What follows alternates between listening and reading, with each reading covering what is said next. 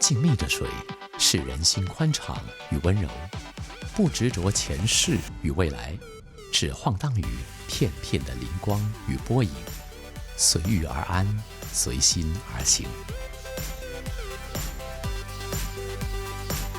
没有汽车的岛，让一切显得朴素悠闲。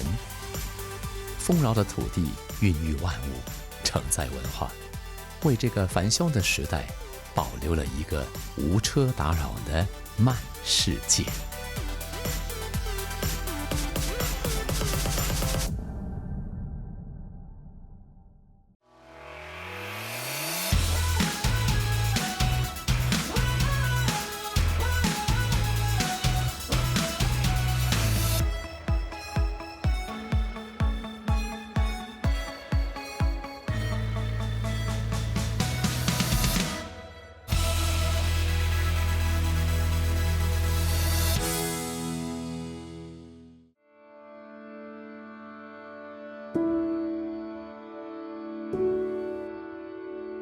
这个地方真的是非常宁静，你仔细听的话呢，你或许只能听到鸟叫声。不过一到中午的时候呢，这个地方啊就变成一个非常热闹的水乡。一提到这个水乡呢，你一定会想到意大利的威尼斯。不过在荷兰这里也有另外一个水乡，它就叫做 Giethoorn 羊角村。羊角村被誉为荷兰威尼斯的美丽村落。位于荷兰西北方上艾塞尔省斯滕维克尔兰市的德威登自然保护区内。很多人对羊角村这个名字的由来心生疑虑，毕竟在村庄里实在看不到几只羊。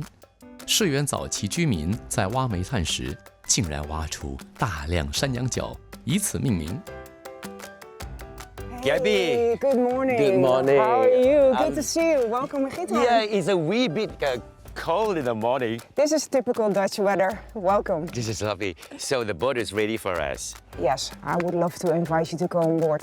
谢谢你。Bucati. That's good. 住在羊角村多年的 Gabriella 绝对是最佳的导览，让她带上鹭江畅游河道，娓娓道来河道周围生趣盎然的人与事。Was it always like that when it all first started? Was it the whole intention to have a Venice-like living environment? No, I don't think so. It was the poorness of the people. They were actually refugees from the Mediterranean Sea area. Right. So the Bishop of Utrecht, who was like leading this part of the Netherlands, he sent them to this area. Right. And he thinks, oh, they never survive. But we are strong people, we did. Yeah. 羊角村地势低于海平面，长时间无人居住的沼泽地。13世纪，一批天主教流犯安置于此，发现沼泽地里的黑泥炭可以做燃料，开始挖掘，晒干后切割贩卖。2次大洪水，脆弱的干堤被冲走，羊角村周围出现湖泊。为了运输泥炭，他们挖了沟渠和运河，形成了羊角村的典型村庄结构。How big is Giethoorn? It only has 2,686 inhabitants, so it's very small.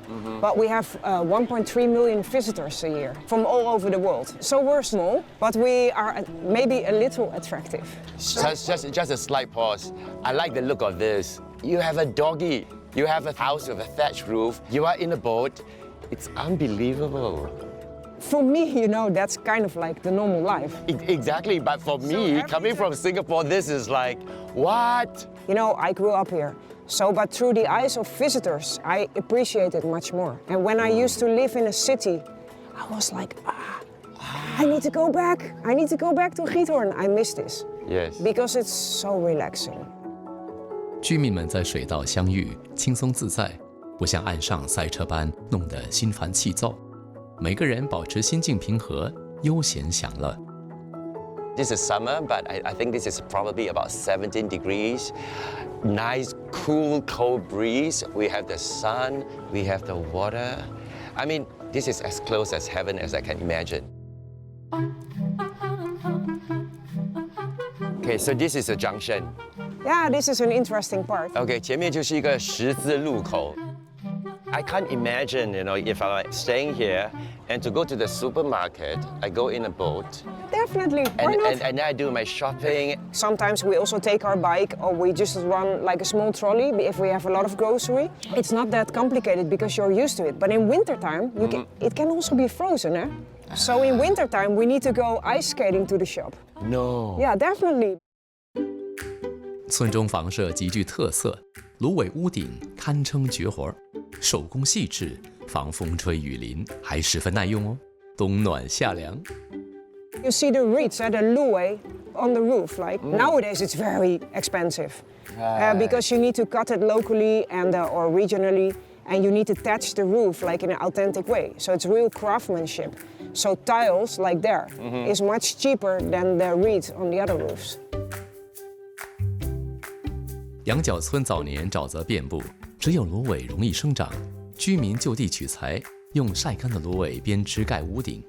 据考古学家推测，3500多年前，荷兰低地就已铺满芦苇，最早被用来加固荷兰的一些水坝。公元1世纪后，芦苇就被用作荷兰居民屋顶的建材，用以隔热且不漏水，可以使用25至40年左右。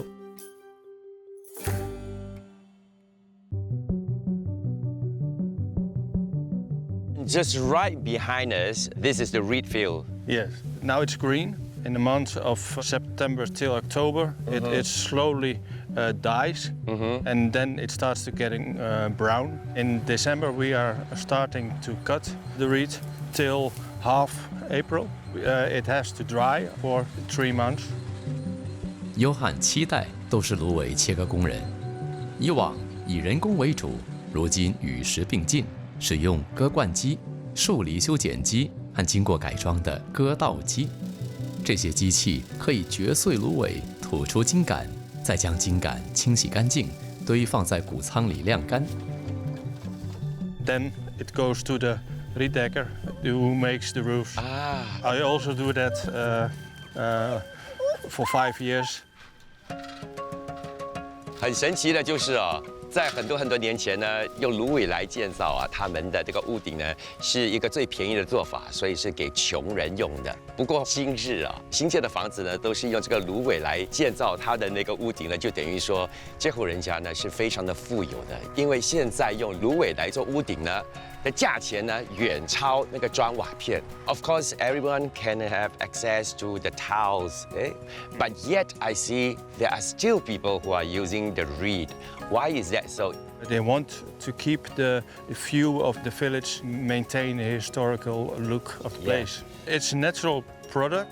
A roof of reed, it always breathes. And I also think it is more sustainable, isn't it? Using the natural resources. Yes.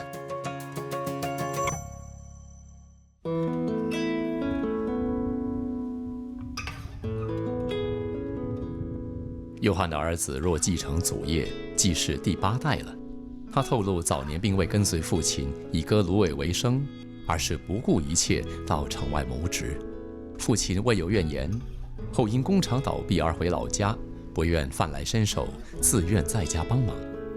父亲担心他只是把他当作跳板，最终还是给儿子机会大展拳脚。You have already decided that your little boy Joey is going to be the 8th generation. Only when he wants. When he says, I want to be the 8th generation, then I want to give him the same chance that I had from my father.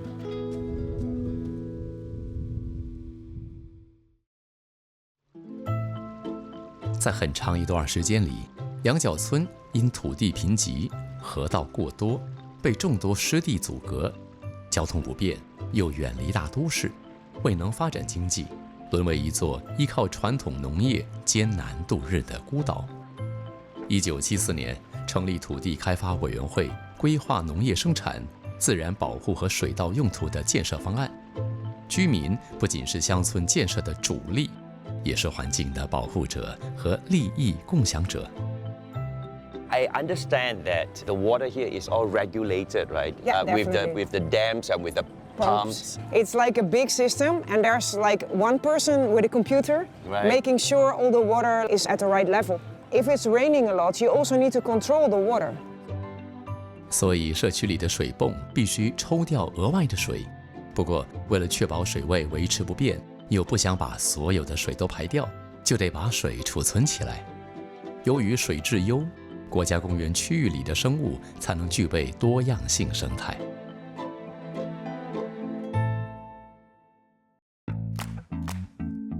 羊角村使用的游船是悄无声息的电动马达平底船，被称为幽灵船或耳语船。悠缓小船循着荡漾的水波前进，质朴闲适的小镇时光抚慰了身心。荷兰造船技术声名远播，羊角村传统造船技艺依然为人所津津乐道。这里的居民并不因此而喜新厌旧，传统的木船业依然是村镇最有生命力的佐证。Okay, what kind of boat do we have over here? 这是牛奶船。我很想知道为什么这些船啊都是平底的。不同的船有不同的用途。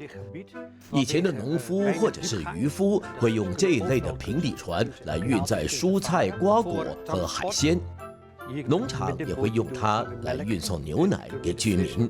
由于水道不是很深，如果船底是平的，速度可以快一点。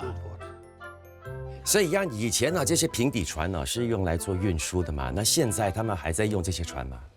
现在啊，我们都是建造供游客游船和使用的观光船，或者是一些住户想要拥有比较传统的木船，我们都会按照传统方法来建造。造船历史可以追溯到18世纪初，从祖辈到他这一代已是第10代了。他也把造船技艺传承给了儿子。目前，船厂以制造游览船为主，起初完全由橡木制成，后采用钢制底部结构。近年有了铝制结构，也配备了电力推进的最先进技术。他们蛮会变通的啊，大家都要跟得上时代嘛。现在的这些小船已经是开始用那些 aluminum 的，他们现在建造的都是那些大艘的那个船。那你对这门生意啊，未来的展望是什么呢？虽然很多人会说造船业是夕阳行业，但是我觉得它还是一项很传统的工艺，值得传承下来。我希望以后能开一间博物馆，把我们建造的船都摆在那里展览，让人们知道羊角村的造船业历史，不但能看到，还可以触摸到。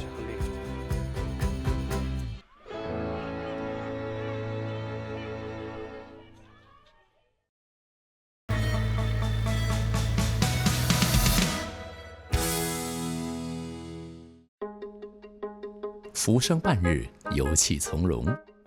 小船无声划过平静无波的水道，穿越浓密绿荫隧道和一座座的木桥，抵达童话里才有的芦苇屋。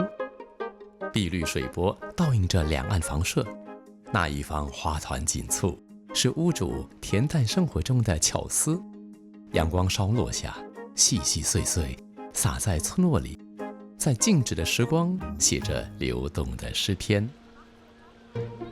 自古以来呢，这个羊角村呢就是一个旅游胜地嘛。当地的这些居民呢，也跟着这个旅游风啊，就开始从事一些呢有关于旅游的行业，比如说呢开餐馆啊，或者是住宿酒店这一类的。所以现在我要去拜访啊这位 Matt， 因为他本身呢就开了一间 B&B。This is lovely. Nice view outside. It has their own kitchen. 你可以想象吗？就是站在这里啊，你在这边烧菜的时候，你望出去的那个景色就是那个水道。This is amazing. This is so nice. I show you the bedroom. Martin 和太太都是绘图设计师，厌倦了哥本哈根的喧嚣生活，一次前来此地旅游，情记水乡美景，决定落户开设民宿。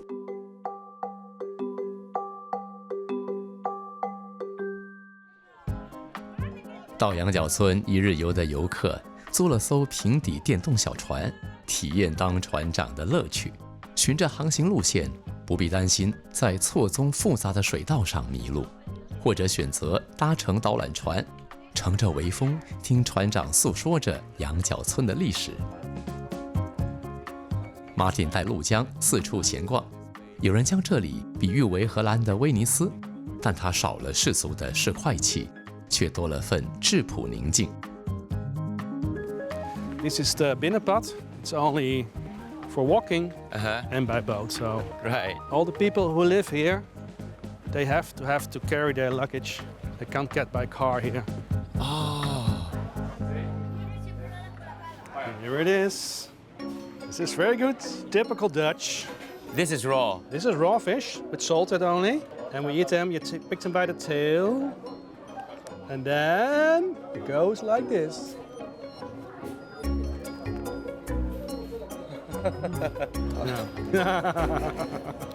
怎么那么滑呢？哇，为什么它的夹在一块的，我的好像是开着了？OK, here we go.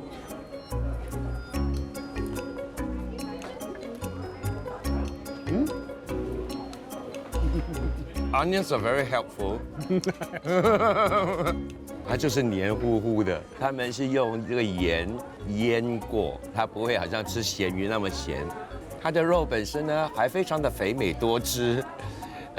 第一口下去，那个鱼腥味的确是有些重，不过还好有这个大葱，因为那个味道比那个鱼腥味还要重。然后你把两个重口味的东西结合在一块的时候呢，还可以接受。So is this the typical traditional Dutch way of eating herring? The old tradition, yeah, but normally they cut it in pieces. But So- only in Amsterdam, eat it like this. But we are not in Amsterdam. No, we're not. But it's traditional, so. You are so tickled. You are so happy.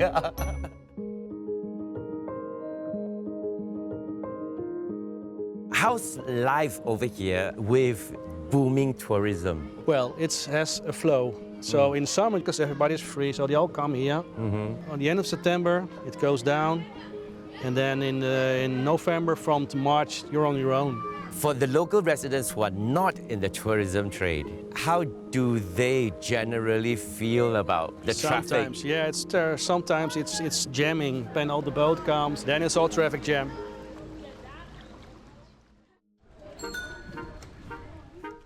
羊肠小道上，经常看到一个瘦削的身影嗖身而过。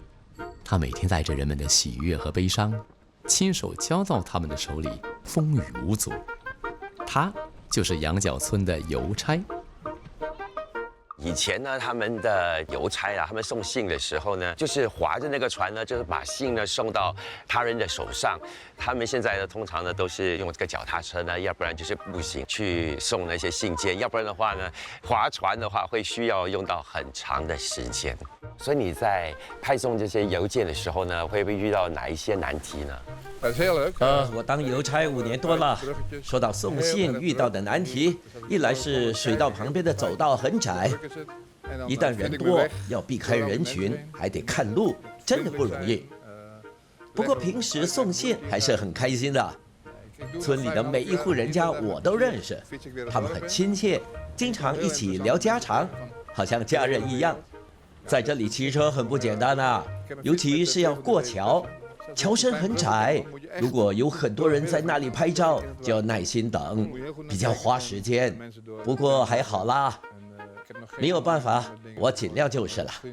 所以你从事这个行业已经有5年多了啊，当中有没有遇到哪一些比较难忘或者是有趣的事呢？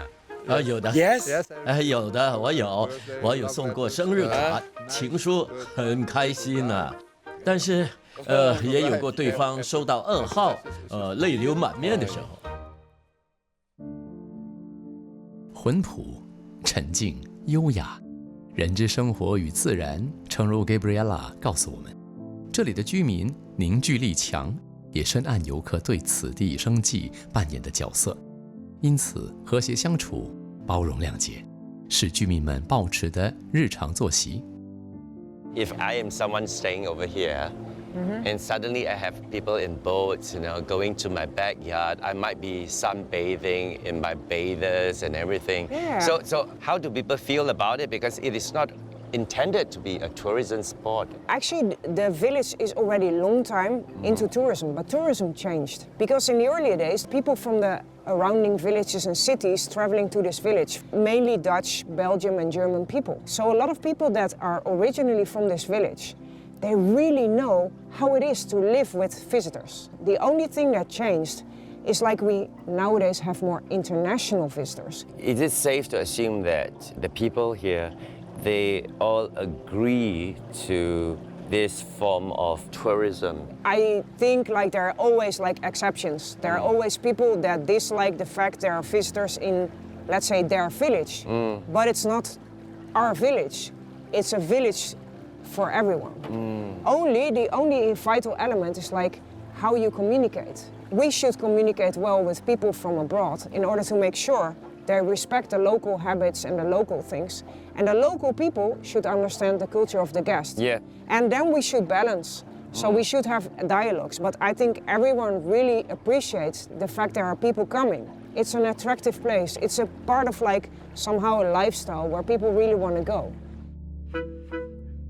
Gabriella 12岁时就爱上烹饪，长大后溜到附近米其林餐馆，央求主厨收她为徒。自信满满的她，自认能成为南界厨房里的一颗亮星，发挥天赋与努力，让她熬出一片天。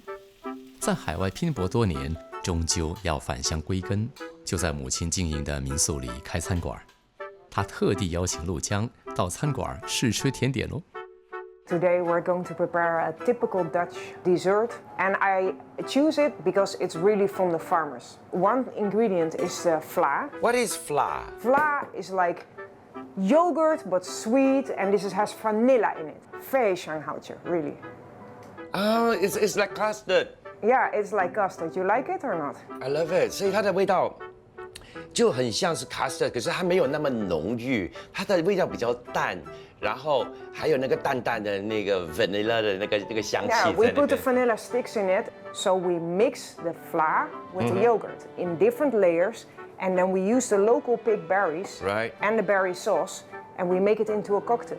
I think cooking is part of like linking people, linking cultures. And for me, the local farmers linking them back to the village and the village to the farmers is very important. Do I mix it up? I have to, I right? really think you should. Please stir. Please stir. Yeah, because Every if part of the layer should be tasted in one taste. Nice, huh? yeah， Yeah. 不要说我词穷哦，我要说的就是好吃。为什么呢？因为它里头有甜有酸，再加上那个薄荷叶的香气，然后你一咬到那个蓝莓的时候呢，就有那个很新鲜的酸气在那边 ，lovely。羊角村居民的幸福看似微小而简单，要能恒长而确定，绝对不容易。需要不断的探索，才能护守足以孕育出俯拾皆是、懂得享受小确幸的人间仙境。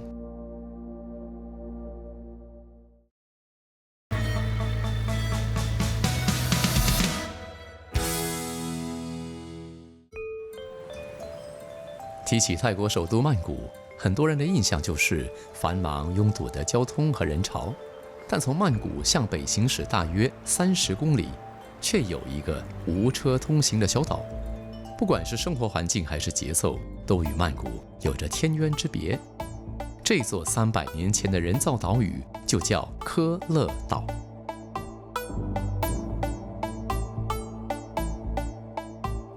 科勒岛其实离陆地很近，我们从码头这里就可以看到对岸了。科勒岛被人称为是曼谷的后花园，因为跟曼谷繁忙的景象比起来，岛上的自然景色更加让人觉得悠闲自在。很多人可能不知道哦，科勒岛它其实是一个人造岛，岛上居民都是从缅甸来的少数民族孟族人的后代，而且还有一件很有趣的事情，就是我们在岛上是看不到任何一辆汽车的。科勒岛坐落在昭拍耶河之上，全长135公里的昭拍耶河，自北而南贯穿泰国全境，是泰国第一大河。要到科勒岛，唯一的方法就是坐船。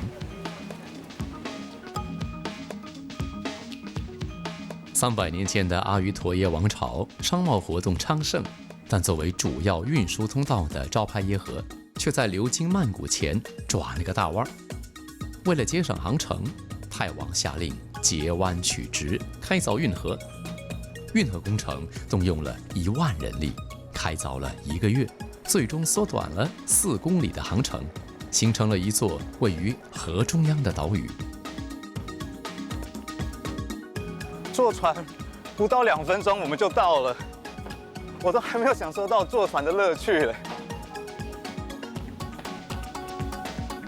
船费很便宜，只要3块泰铢，也就等于是1毛新币。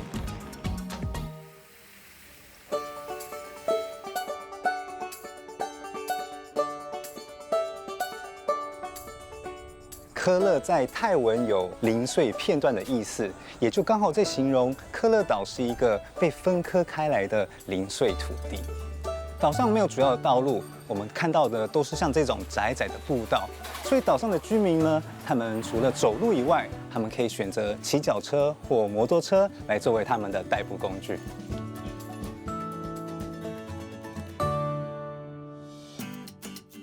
穿梭在各个村落之间，只见草木葱郁，环境清幽，民宅错落，构成了一幅恬静的乡村景色。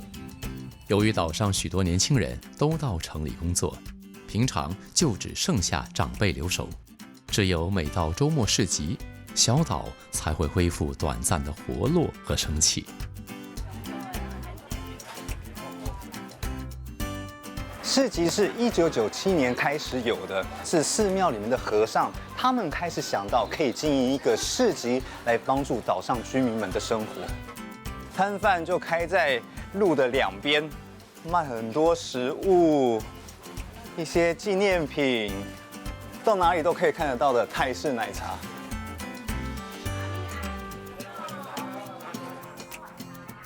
热闹的周末市集为岛民带来了额外收入。今年37岁的 Pontet 也是岛上的摊贩之一，和父母一起经营这家面档。作为少数选择留在岛上生活的年轻人，平日里他除了忙于店里的工作，也身兼社区委员会的角色，经常协助处理和市集相关的事宜，在社区办各种活动。今天由他带葛凡去逛社区，最合适不过喽。哇，现在Pontet 呢是要带我去吃一些孟族的特色小吃。This is Hmong food? Yes, fish cake with หน่อกะลา Herb. Okay. Can try. Okay, and there?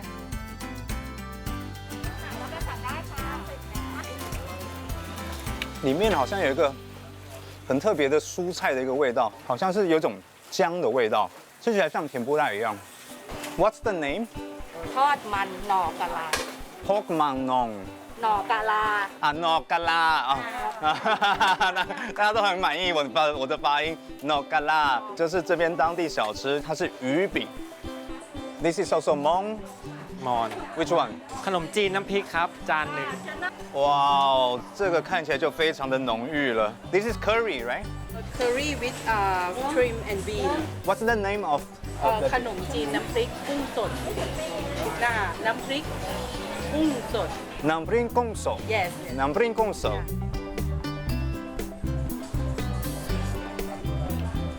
吃起来是有一种甜甜的咖喱味。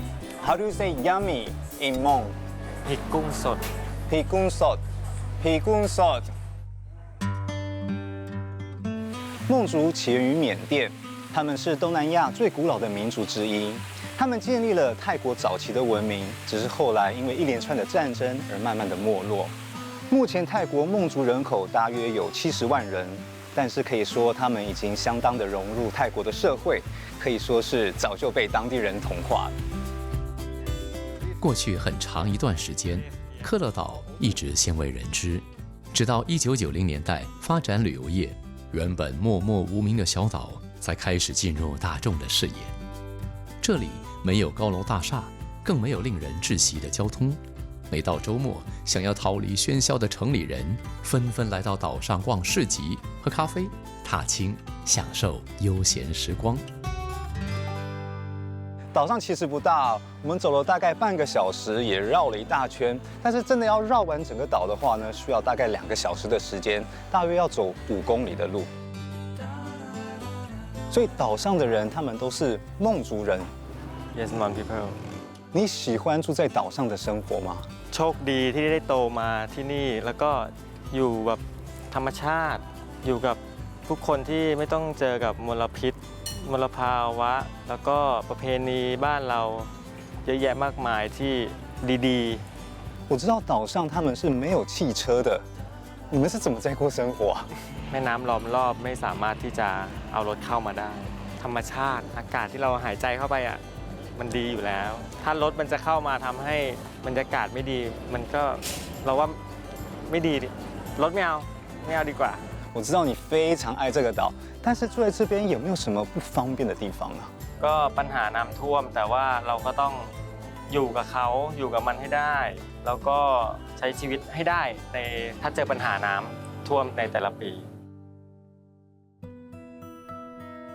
早期科勒岛本来是榴莲产地，然而每年季候风经常引发洪灾，使得榴莲种植难以为继，最终岛民不得不放弃这个行业。而岛上淳朴的乡村风情和特殊的孟族文化，正好为它转型。年轻人他们会不会选择离开这里，然后去城市里面找工作机会啊？ ถ้ารุ่นเก่าๆเนี่ยก็จะทำงานที่นี่คืองานที่นี่ก็คืองานพื้นบ้าน งานปั้นกระถาง งานขายของเข็นของขาย แต่ถ้าเป็นรุ่นใหม่ๆเจเนอเรชันใหม่ก็ไปทำงานข้างนอกออฟฟิศอะไรอย่างนี้ 那你为什么会想要留下来？ มามีความสุขกับครอบครัวที่นี่เพราะบ้านเราอยู่ที่นี่ 你会希望你的下一代他们也是继续留在岛上，还是去城市里面发展？ ก็คงไม่อะก็คงอยู่ที่นี่แหละ เพราะว่าบรรยากาศก็ดีบ้านเราก็ครอบครัวเราอยู่ที่นี่อยู่แล้วด้วย ข้างนอกอ่ะมันเสียงรถเสียงเครื่องบิน เสียงการจราจรมันวุ่นวายที่เนี่ยมันไม่มี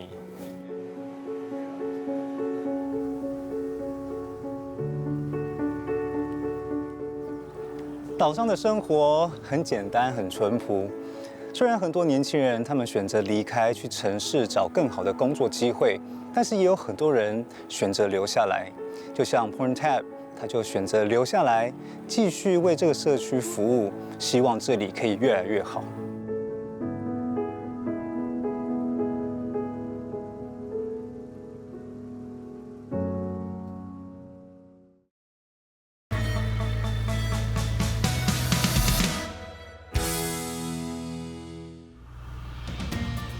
科勒岛固然有肥沃的土壤让万物生长，却也有难以预料的天灾。300年来，孟族人在一次次艰险克难的环境中，练就了安身立命的智慧，而他们的祖辈甚至还以当地的优质粘土，把科勒岛打造成著名的陶瓷岛。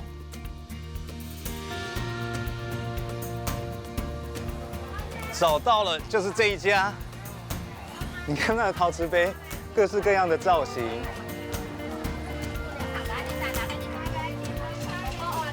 OK， 那个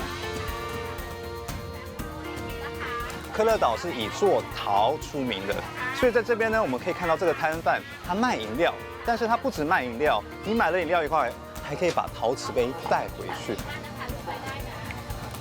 非常的划算。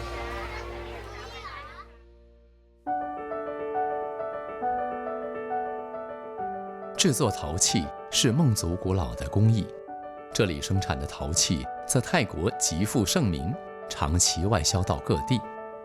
辉煌时期，岛上的陶瓷作坊有12家，不过由于粘土稀缺，加上现代人对陶瓷的需求大大减少，如今只剩下4家，而这一家已经传承到了第4代。 孟族陶器的特色就是它们的颜色，它们不上色，他们会保留粘土它原本的这个颜色，我觉得还蛮漂亮的，很有原始感。早期的孟族人他们做的陶器都是厨房用的器具，他们的造型都比较简单，没有什么花纹。但是如果是碰到一些节日，他们要送礼的时候，他们就会做像这样子非常精致精美的陶器了。你们看看这些花纹，都是手工做的，非常的工整。这里的陶器原料最初是用田里的粘土与河里的沙子混合而成，但随着岛上粘土越来越少，很多陶工也被迫从外边订购粘土，而孟族用的传统窑炉龟背窑大多也已损坏或难以修复，只有这家的保存下来。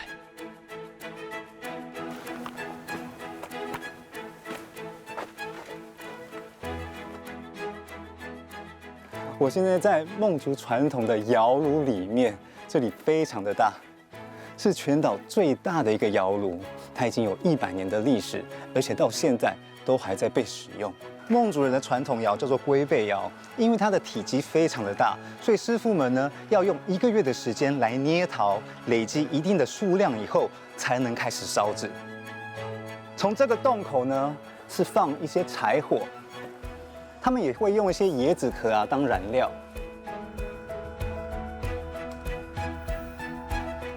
前面2天是先烧，让整个窑的那个温度起来，第3天加木头，所以要3天3夜来烧制。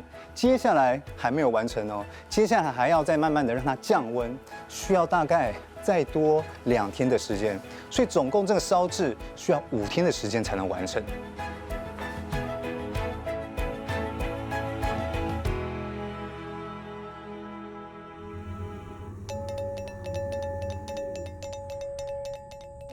孟族人是虔诚的佛教徒，他们在科勒岛一带建了9间寺庙。这些沿着河岸而建的寺庙，至少都有上百年的历史。其中又以 Wat Paramaigawa 里的10米高的斜塔最引人注目，是当地独特的地标。孟族深厚的文化底蕴是很多东南亚国家文化的基地。尽管他们属于少数民族，但世世代代的孟族人却始终没有放弃他们的传统。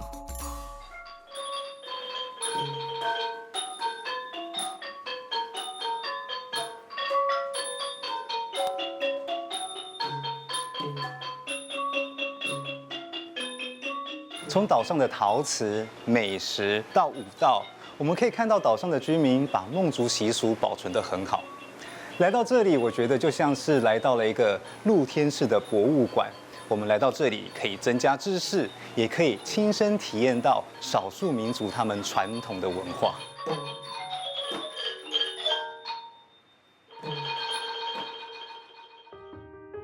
科勒岛上另一个鲜明的文化符号是孟族缤纷多彩的料理。尤以是从曼谷回流的青年，5年前，他因为需要照顾患癌的父亲，毅然选择回到岛上生活。这家售卖孟族美食 Khao Shay 的小店，就是他的父母在30年前创办的哦。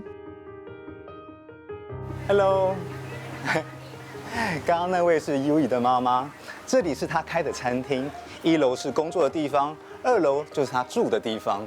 她每天的生活空间呢，就是在这里了。Khao Shay 的中文译名是冷泡饭，是一道将米饭泡在有花香的水中，加入冰块和配菜一起吃的消暑圣品。食物的制作耗时几天，而关键的花水则是利用了孟族人的陶器，通过加热后香烛留下的温度，在密闭的空间里用时间和耐心焖出来的。现在我就要来品尝他们这里的传统美食 Khao Shay 冷泡饭。它配菜主要有4种：虾酱、有腌萝卜干，然后还有个鱼球，然后还有肉松。然后最特别的是这个包着蛋的一个青椒，然后里面有包馅。要先去尝一下水的味道。真的有淡淡的花香味。好，接下来呢是1口饭配1口配菜，不能把它混杂一起，而且也不能把配菜放在水里面，要不然就会让那个水浑浊。它味道其实不会很重，有点咸甜的感觉，然后再配上饭，它饭其实很 Q， 因为加上了冰块，我觉得让米饭更加的脆。我最喜欢这一道，好好吃哦，里面是包猪肉。冷泡饭最早是孟族人祭祀神明的贡品，后来才传入泰国宫廷，流入民间。如今民间的冷泡饭版本众多，不过都以色香味俱全的食材为主，丰俭由人。你当初是怎么学做烤蟹的It's by instinct.？By instinct? Yep, because I never touch anything about food at home before I turn back to stay home. Because first one of priority to do at home is my dad. No chance even look at him when he cooking. But I just memory the taste, just look, just see what he doing, the end product. 哦，那你是个天生的厨师哎。你觉得制作烤蟹的过程最难的部分是什么？ In every side dishes, there's a lot of work. The processes, the methodology, the method is quite a lot. You cannot do everything wrap up in 1 hour. You have to do this first, start from the beginning and continue maybe 1 or 2 days or 4 or 5 hours. 所以你是透过食物来维持保存孟族人的传统习俗。Absolutely, because it's valuable. It can express how good you are or how good of your culture. A lot of processes and a lot of detail recommended when you eat khao share or think about khao share can mean how smart the people or Mon people in the past they are. 孟族的食物背后，隐藏着祖辈迁徙荒岛、开荒辟土的身世。这也是为何优异总是不厌其烦地制作，希望借由食物提醒后人莫忘来处。未来，他还想将手艺传承给对烹饪感兴趣的外甥。由始至终，他都不曾后悔回乡的决定。You can sit over the table by the river and see the sunset. It's quite calm. You can keep calm and stay calm at home. This is inspired me. I can say that be one reason that I decided to leave job and come back to stay home. You can do everything at home. So many people, the tourists, the visitor come to you. And you also can connect with many people, can talk and share your inspiration. 你觉得现在岛上的生活跟以前有没有什么不一样？ Have some change, but not much. At the beginning, the tourists will come just only on weekend. On Monday to Friday, people who live in this area still using their lifestyle. It's not depend on tourists. 那接下来呢？你会想要继续住在岛上吗？还是之后有计划想要搬到其他的地方去？ I think living here is better. Move out to working outside, as I experienced it already. It has some a little bit difficult about the transportation, but it's not a big deal. It's just some leisure time to relax. If you're thinking positively, you just cross the river and reach the home, and home surrounding with very nice area, good scenery. 你觉得你对于科勒岛的归属感是来自于哪里啊？ My family originate here. It's not just my parents, my grandparents, parents of my grandparents. They have very happy life over here. I observe from the way of culture that transfer from the past to present. I feel that I am the people who living here. This is my hometown. 经历岁月洗礼，科勒岛上很多事情正在改变，或已经改变。唯一不变的是，岛上始终没有汽车。在科勒岛，仅仅一河之隔，却已是2个世界。无论对岸多么热闹繁华，岛民依然自顾自地过着悠闲平静的小日子。这一次真的是一场文化之旅。一个小小的岛屿却有着这么丰富的文化资产，真的需要被好好的保护。我们看到岛上的居民，他们虽然为了生计开始发展观光业，但是他们没有忘了本，他们依然是很努力的在保存着他们的传统，依然在过着他们原本自然淳朴的生活。我觉得这是很难能可贵的。我希望他们可以把这种精神继续延续下去。